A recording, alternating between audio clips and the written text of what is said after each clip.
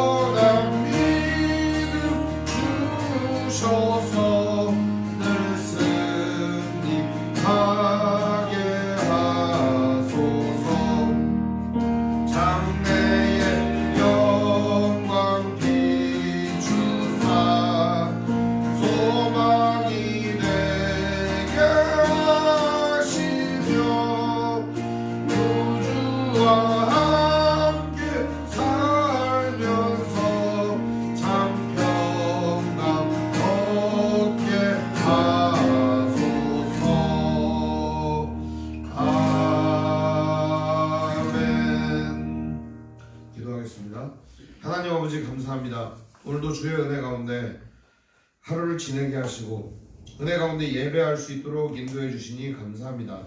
오늘 함께 예배할 때 우리의 마음과 영혼을 붙잡아 주시고 주님의 사랑으로 충만하게 하여 주시옵소서.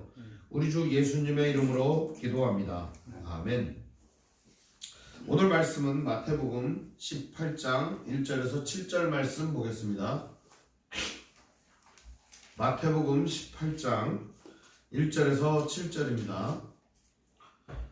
제가 읽겠습니다. 시간진 성경은 신약성경 29페이지입니다. 마태복음 18장 1절에서 7절입니다. 그때 제자들이 예수께 나와 이르되 천국에서는 누가 크니까?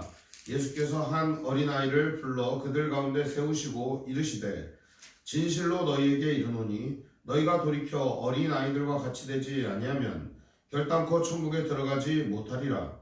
그러므로 누구든지 어린아이와 같이 자기를 낮추는 사람이 천국에서 큰 자니라. 또 누구든지 내 이름으로 이런 어린아이 하나를 영접하면 곧 나를 영접함이니 누구든지 나를 믿는 이 작은 자 중 하나를 실족하게 하면 차라리 연자 맷돌이 그목에 달려서 깊은 바다에 빠뜨려지는 것이 나으니라. 실족하게 하는 일들이 있음으로 말미암아 세상에 화가 있도다. 실족하게 하는 일이 없을 수는 없으나 실족하게 하는 그 사람에게는 화가 있도다. 아멘. 오늘 말씀의 제목은 자기를 낮추는 사람이 라는 제목으로 말씀의 은혜를 나누겠습니다. 자기를 낮추는 사람이. 예수님의 제자들은 항상 마태복음이나 마가복음, 누가복음, 요한복음에 등장하는데 어떤 식으로 등장을 하냐면 한없이 미련하고 모자란 존재로 등장을 합니다.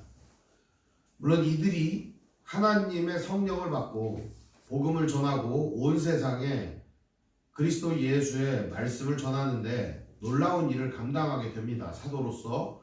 그러나 예수님과 함께 다닐 당시에는 제자들의 모든 모습들이 미련하고 연약한 모습이었습니다. 결과적으로 제자들은 이 세상의 현재 성도들의 모습과는 비견될 수 없을 정도로 초라하고 부족한 모습 그 자체였다는 겁니다.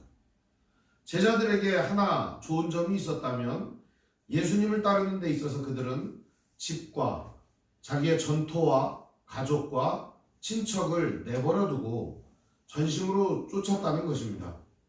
예수님을 따르는 제자들의 그러한 충심과 아름다운 모습에 있어서는 우리가 야, 참 멋있다 이렇게 생각할 수 있겠지만, 제자들의 현재 신앙 상태는 오늘날 성도들이 바라보기에는 함량 미달이고 매우 시원찮은 그런 모습이라는 겁니다. 이런 제자들의 모습을 우리는 보고 웃으며 때로는 비난하기까지 합니다. 그러나 이러한 제자들의 모습이 곧 어리석은 우리의 모습과 얼마나 닮아 있는지 모릅니다. 신앙생활을 하다 보면 때로는 알면서도 순종하지 못하고 알면서도 하나님의 뜻대로 살지 못하는 미련하고 연약한 우리의 모습을 깨닫게 됩니다. 그럴 때마다 우리들은 좌절하고 실망하고 슬퍼하게 됩니다. 그런데 그렇게 하는 것이 아니라 나를 이끄시고 오늘도 나와 함께 하시는 그 하나님의 은혜를 붙들 수만 있다면 오늘 내가 쓰러진 이 자리에서, 내가 넘어진 이 자리에서 다시 일어서는 은혜가 있을 거라고 믿습니다.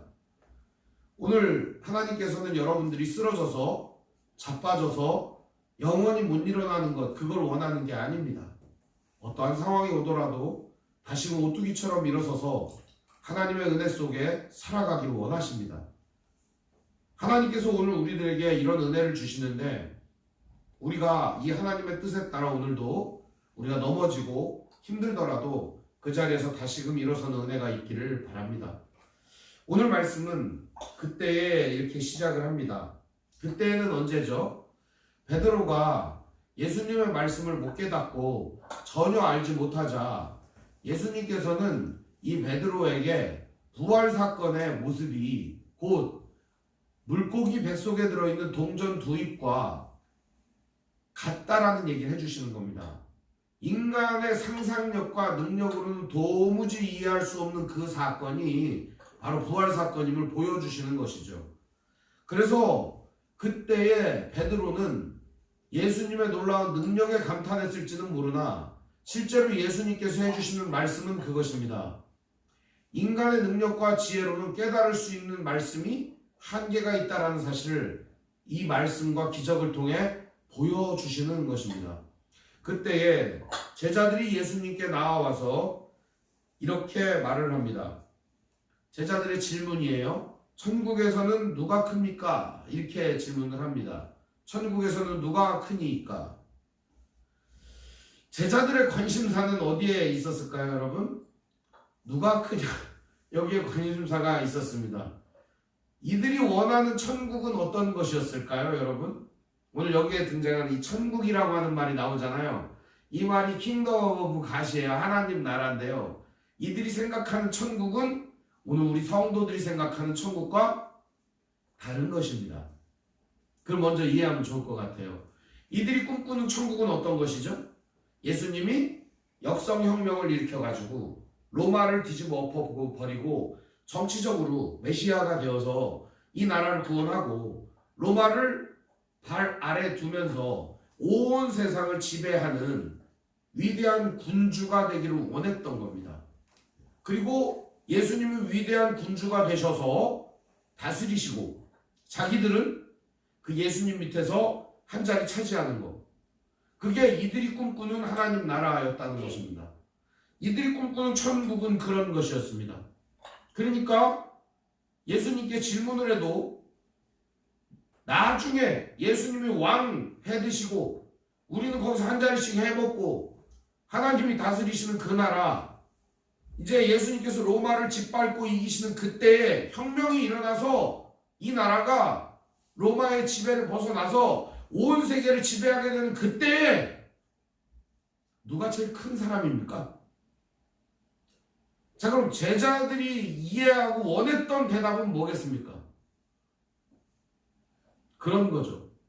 공도가 제일 큰 베드로, 네가 제일 큰 사람이야. 공도가 제일 큰 야고보, 요한, 네가 제일 큰 사람이야. 아마 이런 대답을 원했을 겁니다. 혹은 12명을 서열을 매겨가지고 1번은 베드로, 2번은 요한, 3번은 야고보, 4번은 안드레, 이런 식으로 순서를 먹여주기를 원했을지도 모릅니다. 제자들은 그래서 예수님께 그걸 묻는 겁니다. 천국에서는 누가 크니까? 우리가 생각하는 천국이 아니에요. 그러니까 제자들의 수준은 함량 미달이에요. 이 말 자체가 무슨 얘기예요? 천국이라고 하는 것 자체가 제자들이 생각하는 천국은 그저 이 세상에서 잘 먹고 잘 사는 나라입니다. 하나님이 이스라엘 백성과 함께하고 이스라엘이 온 세상 가운데 우뚝 서는 그 나라를 아직도 꿈꾸고 있는 겁니다. 구약적인 하나님 나라를 생각하는 거예요. 세상 나라가 다를 바 없는 그런 나라를 그들은 꿈꾸고 있었다는 것입니다. 오늘도 일부 기독교인들은 그런 하나님의 나라를 꿈꾸고 있습니다. 예루살렘에다가 교회를 크게 짓는다느니 아직도 돌아오지 못한 유대인들을 회복시키려고 모금을 하고 있어요. 저 온누리교회 같은 데는 어떡하냐? 백투 예루살렘 운동이라고 그래가지고 예루살렘에 성전을 크게 짓는다는 거예요. 그래서 거기다가 이슬람 세력을 몰아내고 그 예루살렘에다가 성전을 겁나 크게 지어가지고 유대인들이 다 돌아와서 회개하면 거기 예수님이 재림하신다는 거 글리다가. 아니 그 장소는 아무도 모르는데 뭐 자기네들은 다 아는 것처럼 얘기를 해요. 이단적 사상입니다. 그런 것 자체가. 여러분이 한번 생각해 보세요. 우리가 생각할 때 예수님께서 언제 오신다, 어디에 오신다 이걸 알 수 있습니까? 아무도 모릅니다. 예루살렘 오신다? 추측이겠죠. 제자들이 꿈꿨던 하나님 나라와 이 시대 크리스천들이 생각하는 하나님 나라와 다를 바가 무엇입니까? 이것은요, 어떻게 보면 이 시대에 그저 정치적으로 조금 더 나은 나라를 꿈꾸는 것 밖에는 다 대안이 아닙니다. 하나님 나라는요, 인간이 다스리고 인간이 통치하고 인간이 무언가를 주도적으로 이루는 나라가 아니라 하나님께서 주인 되시는 나라고, 하나님이 우리의 모든 마음을 변화시키시어 거룩한 성도들이 하나님의 통치 아래 완전히 굴복하는 나라가 진짜 하나님 나라입니다. 그 나라가 좋은 나라예요. 그 나라가 모두 다 욕심을 가지고 있고 모두 다 마음에 누가 크냐 이런 마음을 갖고 있는데, 이런 세상에서 어떻게 하나님 나라가 이루어질 수 있겠습니까? 절대 이루어질 수가 없어요. 예수님께서는 이들이 꿈꾸는 하나님 나라를 아셨습니다. 그래서 예수님은 이들에게 대답을 하려고 어린아이 하나를 데리고 오십니다. 2절에 보면 예수께서 한 어린아이를 불러 그들 가운데 세우시고, 얘야 이리 와보거라. 이리 와라. 여기 좀 서. 네?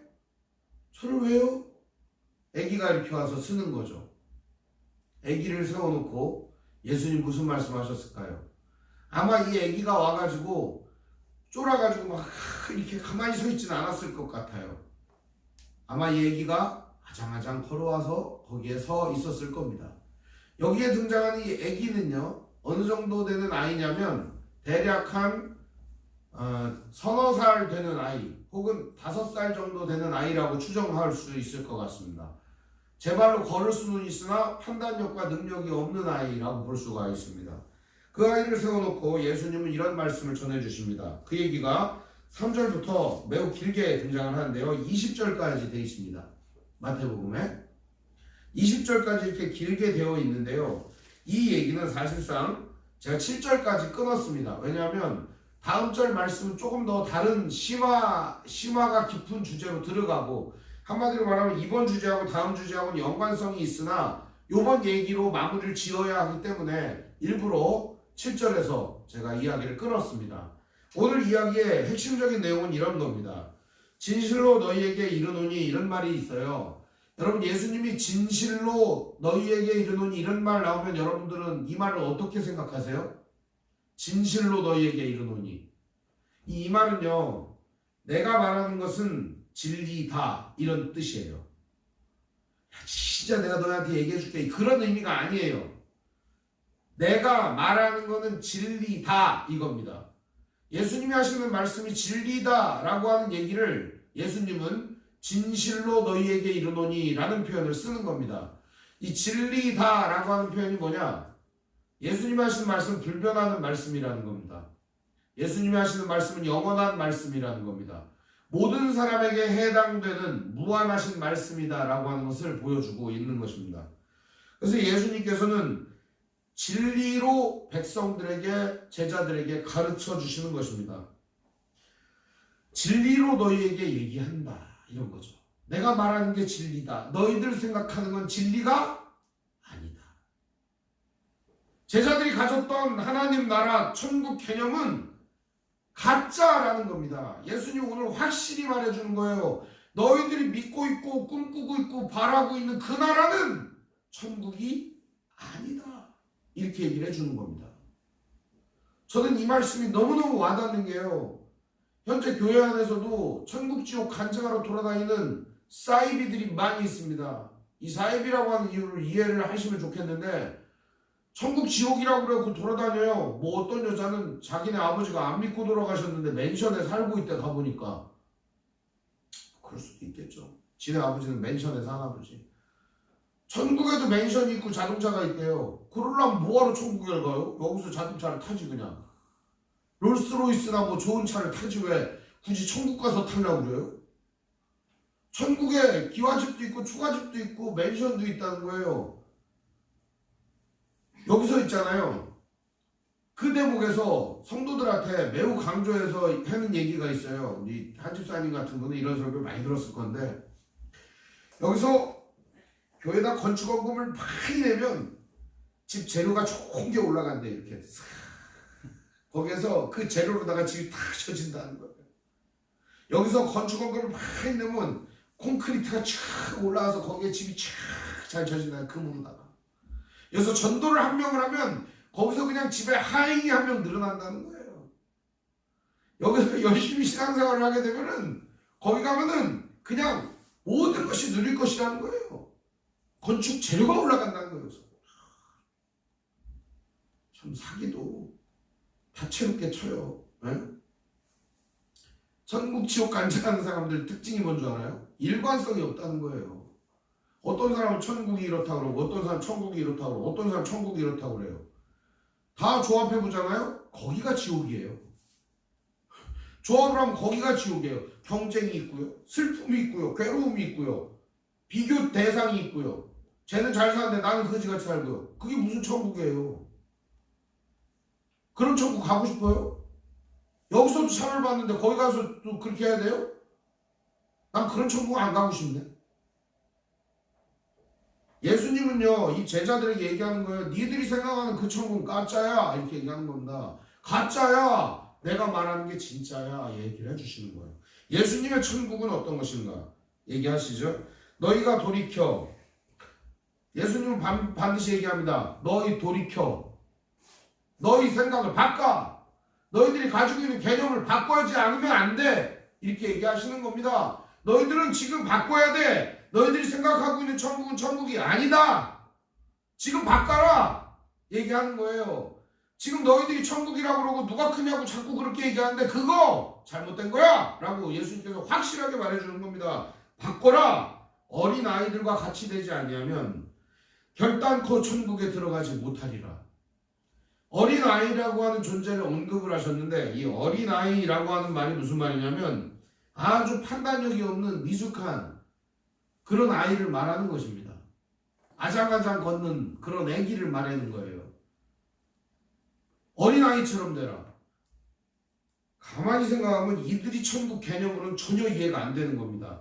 예수님이 역성혁명을 일으켜가지고 로마를 전복시키고 나라를 세워가지고 자기네들이 한 자리를 차지해야 되고 자기네들이 예수님 다음에 장관을 해먹어야 되는데 무슨 어린애가 거기에 그 자리에 있는다고요? 이들의 머리로는 도무지 이해가 되지 않는 개념인 것이죠. 도무지 이해가 안 되는 거예요. 예수님은 이어서 이런 말씀을 전해주십니다. 그러므로 누구든지 이 어린아이와 같이 자기를 낮추는 사람이 천국에서 큰 자 아니라 이렇게 얘기를 합니다. 천국은 이런 어린애와 같은 사람이 큰 자다 선언을 해주시는 겁니다. 어린애 같은 사람이 큰 자다. 이 말은 무슨 말일까요? 목사님들이 여기에다가 이런 해석들을 많이 합니다. 어린아이처럼 겸손한 사람이 큰 사람이다. 어린아이처럼 잘 섬기는 사람이 큰 사람이다. 맞는 말인 것 같아요. 그 말이 맞는 말인 것 같아요. 그런데 이 속뜻은 그런 의미가 아닙니다. 천국은 어린아이들과 같이 되는 사람들의 것이에요. 어린아이는 어떻죠? 전적으로 하나님을 의지할 수밖에 없는 상황입니다. 그런 사람을 말하는 거예요. 어린아이들은 자기 의지로 살 수 없습니다. 자기 능력으로 살지 못합니다. 하나님을 의지할 수밖에 없습니다. 아버지나 어머니를 의지할 수밖에 없죠. 그러다 보니까 아버지나 어머니가 없으면 살 수 없는 존재인 것이죠. 어린아이라고 하는 존재는 어떤 존재냐? 바로 부모를 의지하듯이 하나님을 의지하며 하나님의 손에 자라나고 길러지는 존재를 의미하는 것입니다. 오늘 예수님께서 천국에서 큰 자는 어떤 사람이라고 그랬어요?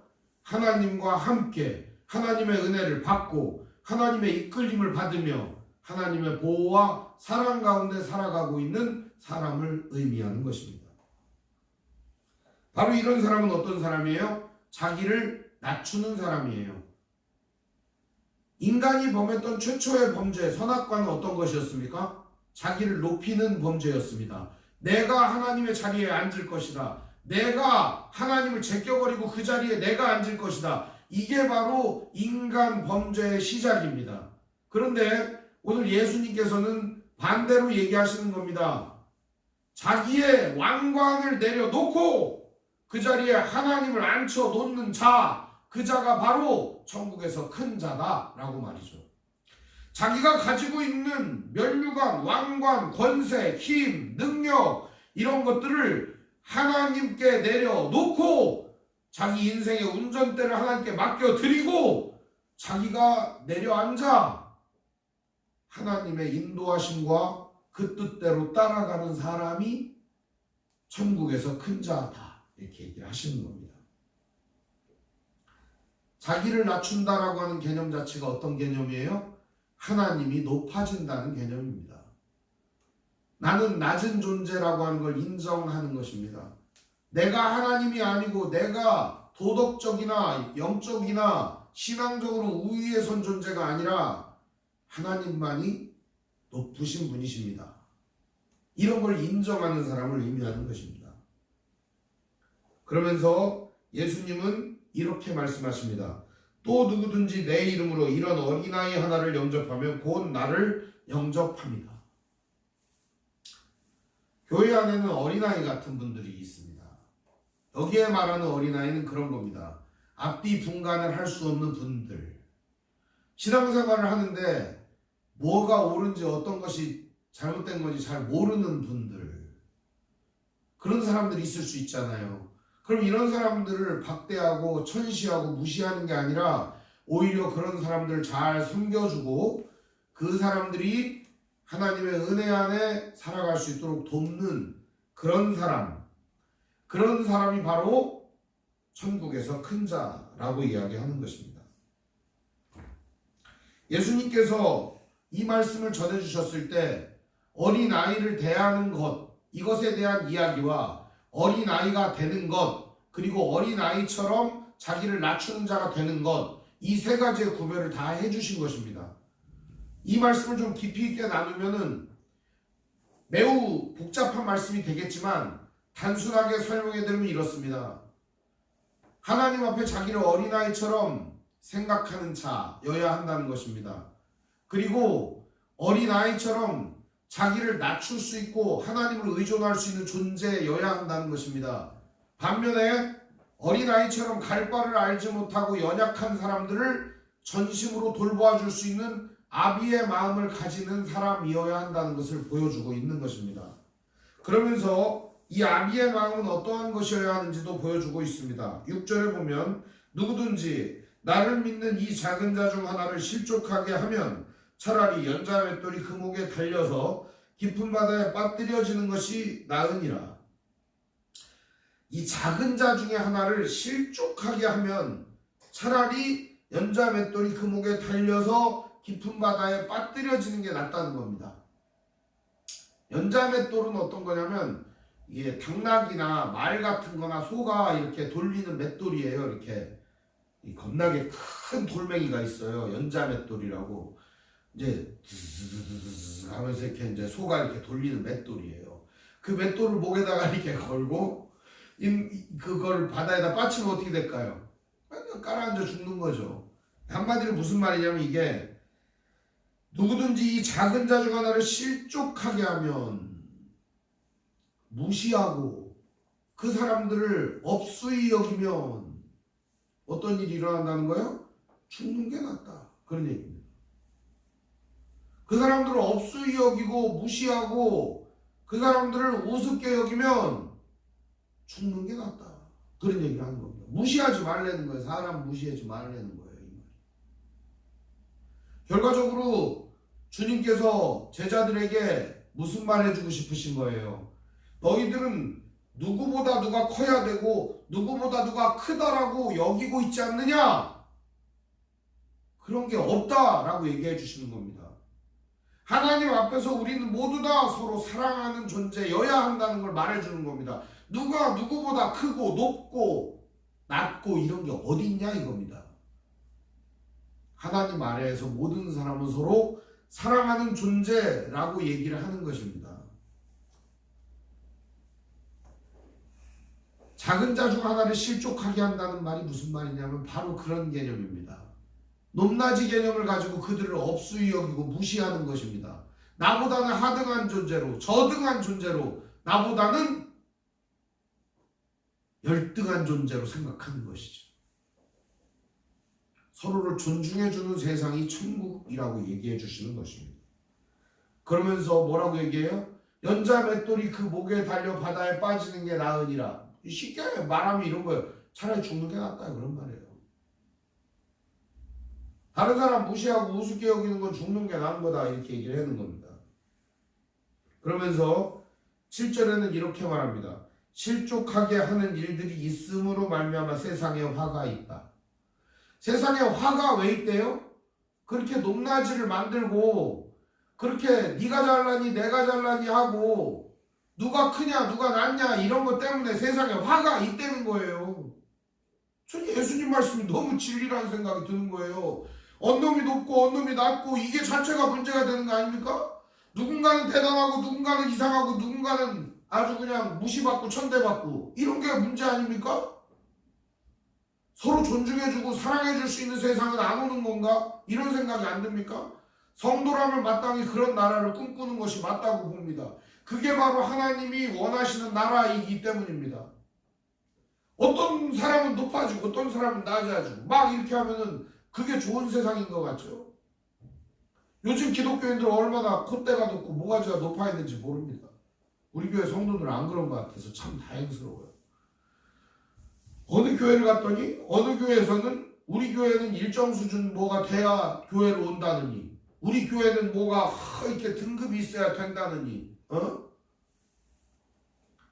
제가요 그런 거를 볼 때마다 뭐를 느끼냐 교회 문턱을 왜 이렇게 높여놓는 건가 하는 생각이 드는 겁니다. 문턱을 높여서 뭐하게 해요? 자기네들은 천국에서 희희낙낙하고 거기 문턱이 높아갖고 못 들어오는 사람들은 지옥 가는 거예요? 심지어는요 대놓고서 막 사람들을 죄인이라고 무시하기도 합니다. 막 엄청 기독교인들이 콧대가 높아져가지고요 자기하고 생각이 다른 사람들을 무시하지 않나, 동성애자라고 무시하지 않나, 장애인이라고 차별하지 않나, 대놓고 그런다니까. 기독교인이 주님의 마음을 가졌다면 모든 이들을 향해서 낮아진 마음, 어린아이 같은 마음 품어야 되는 거 아닙니까? 그런데 기독교인들이 오히려 눈물과 사랑은 사라지고 교만함과 악독함만 남아버리고 그러한 악에 바친 모습들이 너무나도 연약한 사람들의 마음을 갈갈이 찢어놓고 있습니다. 교회 안에도 계급이 생긴 것 같아요. 목사가 계급이고 말입니다. 장로가 계급이고 아니 누가 그렇게 계급을 만들었대요? 그거 누가 계급이라고 그랬어요? 계급 아니라 그러지 다들. 근데 교회 안에 계급 있잖아요. 여러분들도 아시잖아요. 교회 안에 계급 있는 거.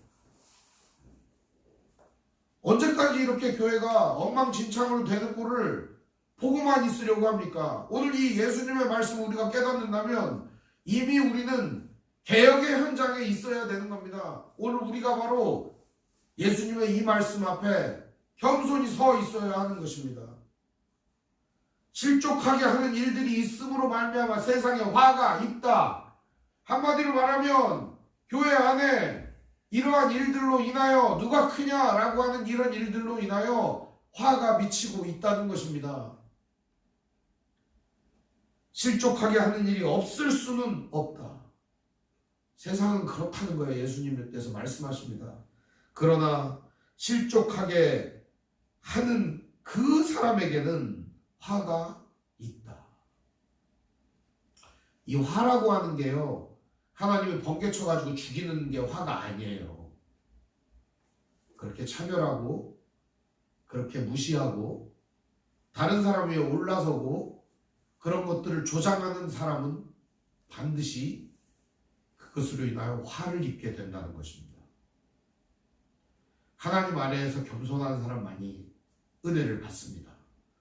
성경은 우리에게 가르쳐 줍니다. 하나님께서는 교만한 자를 대적하시되 겸손한 자에게는 은혜를 베푸시느니라. 이 말씀을 기억하시기를 바랍니다. 오늘 예수님께서는 제자들이 나와서 묻는 이 이야기가 너무나도 가슴 아프셨을 거라고 생각합니다. 자기를 따른다고 하고 집과 자식과 전토와 모든 것을 희생한 제자들이 예수님을 따르면서 이런 얘기를 하는 거예요. 누가 큽니까? 우리 중에 누가 큰가요?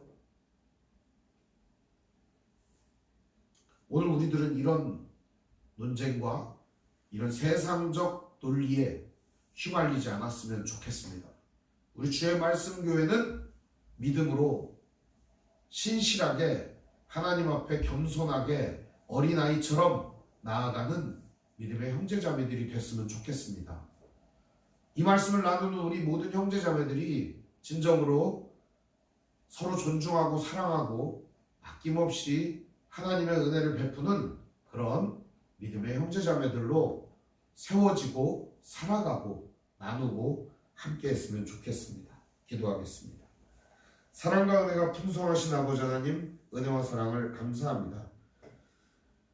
이 시대는 어린아이 같은 사람들, 자기 힘으로 아무것도 할 수 없는 사람들이나 마음껏 유린해도 괜찮은 존재가 있다라고 생각하는 세상의 논리 앞에, 약육강식의 논리 앞에 사람들이 무분별하게 노출되어 있음을 보게 됩니다. 연약한 우리들을 불쌍하게 여겨주시고 하나님의 은혜 안에서 오늘도 살아가게 하여 주시옵시고 겸손하게 하여 주시옵소서. 서로를 사랑하며 존중하며 아껴주고 도와주고 함께하는 믿음의 현장이 오늘 우리의 인생 가운데 이루어질 수 있도록 역사해 주시옵소서. 우리 주 예수님의 이름으로 기도합니다. 아멘. 교회 소식을 알려드리겠습니다. 오늘 함께 예배하신 모든 분들 주님의 이름으로 환영합니다. 우리 옆사람과 서로 인사하겠습니다. 사랑합니다. 사랑합니다. 안 하네. 저기 사랑합니다. 사랑합니다. 좋습니다. 하나님의 말씀인 성경을 가까이 두고 매일 읽으시고 기도로 하나님과 교제하시고 말씀대로 사랑하며 사시기를 바랍니다. 목회자의 경건을 위해 기도해 주시기를 바랍니다. 정치 지도자들과 남북관계를 위해서 기도하시기를 바랍니다. 가난한 자들과 소외된 자들을 도우며 기도하시기를 바랍니다. 선교사님과 가족을 위해서 기도해 주시기 바랍니다. 아픔과 고통 중에 있는 성도를 위해 기도하시기를 바랍니다. 묵상과 전도를 생활화하시기를 바랍니다. 러시아 우크라이나 전쟁 종식을 위해서 기도해 주시기 바랍니다. 이태원 참사 희생자 유가족들을 위해 기도해 주시기를 바랍니다. 지난주에는 설교를 참 잘 다녀왔습니다. 여러분 기도해 주셔서 고맙습니다. 그래서 말씀 잘 전하고 왔습니다. 주님 가르쳐 주신 기도로 마치겠습니다. 하늘에 계신 우리 아버지, 아버지 이름을 거룩하게 하시며 아버지의 나라가 오게 하시며 아버지의 뜻이 하늘에서와 같이 땅에서도 이루어지게 하소서. 오늘 우리에게 일용할 양식을 주시고 우리가 우리에게 잘못한 사람을 용서하여 준 것 같이 우리 죄를 용서하여 주시고 우리를 시험에 빠지지 않게 하시고 악에서 구하소서. 나라와 권능과 영광이 영원히 아버지의 것입니다. 아멘.